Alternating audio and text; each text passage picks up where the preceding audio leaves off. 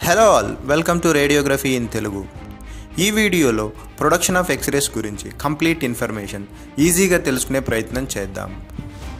యాక్చువల్గా x ray production x ray ట్యూబ్లో anode దగ్గర జరుగుతుంది. ఎక్స్రే ట్యూబ్ గురించి డీటెయిల్డ్ వీడియో మన ఛానల్లోనే అందుబాటులో ఉంది. డిస్క్రిప్షన్లో లింక్ ఇచ్చాను, అది కూడా ఒకసారి చూసేయండి. ఫిలమెంట్ దగ్గర రిలీజ్ అయిన ఎలక్ట్రాన్ స్ట్రీమ్ యానోడ్ని స్ట్రైక్ అయినప్పుడు వాటి కైనెటిక్ ఎనర్జీ కన్వర్షన్ జరిగి ఎక్స్రే ప్రొడక్షన్ జరుగుతుంది. ఓన్లీ 1% ఎలక్ట్రాన్ ఎనర్జీ మాత్రమే ఎక్స్రేస్గా, మిగిలిన 99% హీట్గా కన్వర్ట్ అవుతుంది.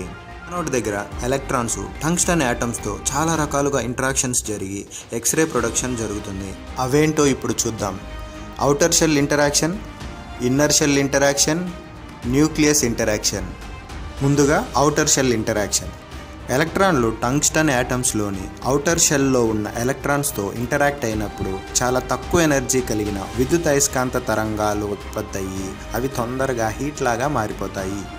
సో ఔటర్ షెల్ ఇంటరాక్షన్ వల్ల యూస్ఫుల్ అయ్యే ఎక్స్రే ప్రొడక్షన్ జరగదు.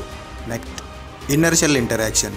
ఇక్కడే మనకు వ్యాధి నిర్ధారణకు అవసరమైన యూస్ఫుల్ ఎక్స్రే ప్రొడక్షన్ జరుగుతుంది.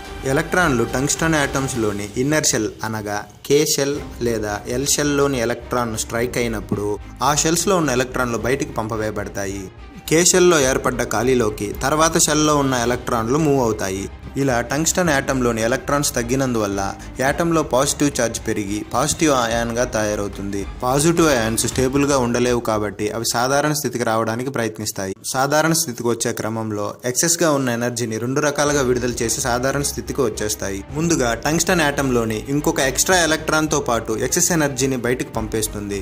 ఇలా జరిగితే ఎక్స్రే ఫోటాన్ రిలీజ్ అవ్వదు. ఇంకో విధంగా ఎక్సెస్గా ఉన్న పాజిటివ్ ఎనర్జీని రేడియేషన్ రూపంలో ఎమిట్ చేసి నార్మల్ స్టేట్కి వచ్చేస్తాయి. రేడియేషన్ ఎక్స్రే వేవ్ లెంగ్త్కి సమానంగా ఉంటాయి.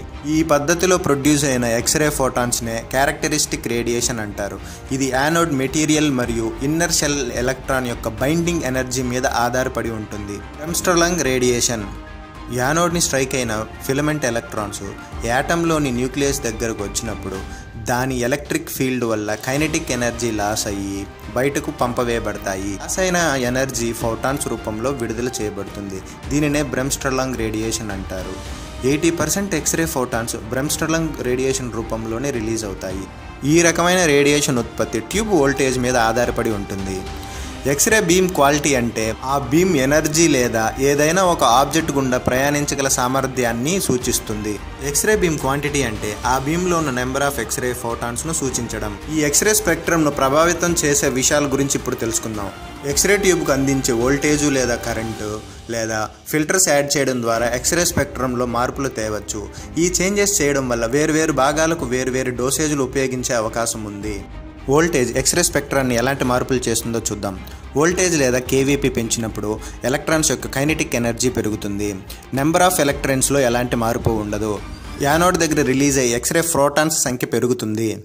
టోటల్గా ఎక్స్రే బీమ్ ఎనర్జీ కూడా పెరుగుతుంది. కరెంటు పెంచినప్పుడు ఎలాంటి మార్పులు జరుగుతాయో చూద్దాం. కరెంటు పెంచినప్పుడు క్యాథోడ్ దగ్గర రిలీజ్ అయ్యే ఎలక్ట్రాన్స్ సంఖ్య పెరుగుతుంది. ఎలక్ట్రాన్స్ యొక్క ఎనర్జీలో ఎటువంటి మార్పు ఉండదు. నెంబర్ ఆఫ్ ఎక్స్రే ఫోటాన్స్ కూడా పెరుగుతాయి. టోటల్గా బీమ్ ఎనర్జీలో ఎటువంటి మార్పు ఉండదు. యాడెడ్ ఫిల్టర్లు ఎలాంటి మార్పులు చేస్తాయో చూద్దాం. అల్యూమినియం ఫిల్టర్లు తక్కువ ఎనర్జీ కలిగిన ఎక్స్రే ఫోటాన్స్ను అబ్జర్వ్ చేసుకోవడం వల్ల ఇంటెన్సిటీలో మార్పులు వస్తాయి. టోటల్గా ఎక్స్రే ఇంటెన్సిటీ తగ్గుతుంది. Thank you. That's all for today guys.